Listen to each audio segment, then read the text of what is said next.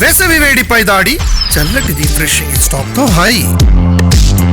జీహెచ్ఎంసీలో అధికారుల మధ్య junior senior తేడాలు బయటపడ్డాయి. ఆర్వీ కర్నర్ కమిషనర్గా రాగానే ఆయన కంటే సీనియర్ ఒక ఆయన లీవ్ పెట్టి వెళ్లిపోయారు. సీనియర్ అయిన తాను అడిషనల్ కమిషనర్గా ఉండి జూనియర్ కింద పనిచేయడం ఏంటని సీట్లో నుంచి జంప్.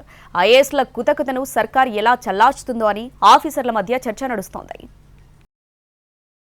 జీహెచ్ఎంసీ కమిషనర్గా పనిచేస్తున్న ఇలంబర్తి స్థానంలో 2012 బ్యాచ్కు చెందిన ఆర్వీ కర్నన్కు ఇటీవలే కమిషనర్గా బాధ్యతలు అప్పగించారు.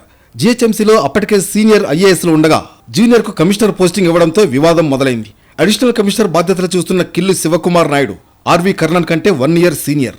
దాంతో శివకుమార్ అలీకి లీవ్ పెట్టారనే చర్చ నడుస్తోంది.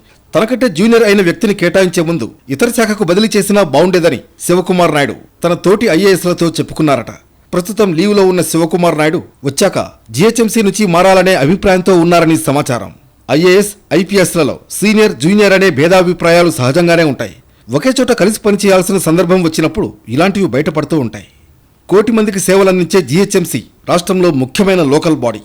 వేలాది మంది ఉద్యోగులు, వేల కోట్ల రూపాయల బడ్జెట్ ఉన్న బల్దియాకి గతంలో ప్రిన్సిపల్ సెక్రటరీ హోదా ఉన్న అధికారుల్ని కమిషనర్గా నియమించేవారు. కానీ గత కొంతకాలంగా సెక్రటరీ స్థాయి అధికారిని నియమిస్తున్నారు. పైగా జూనియర్ సీనియర్ వివాదాలను గుర్తించడం లేదనే విమర్శలు వస్తున్నాయి. కొత్త కమిషనర్ నియామకంతో పాటు సీనియర్ ఐఏఎస్లను పక్కన పెట్టడం, కొంతమంది సీనియర్ అధికారులకు సరైన స్థానాలు కల్పించకపోవడం వంటి అంశాలపై అధికారుల్లో ఒక రకమైన చర్చ నడుస్తోందట. మరి ఈ వివాదాన్ని సర్కార్ డీల్ చేస్తుందా, లైట్ తీసుకుంటుందా అన్నది చూడాలి.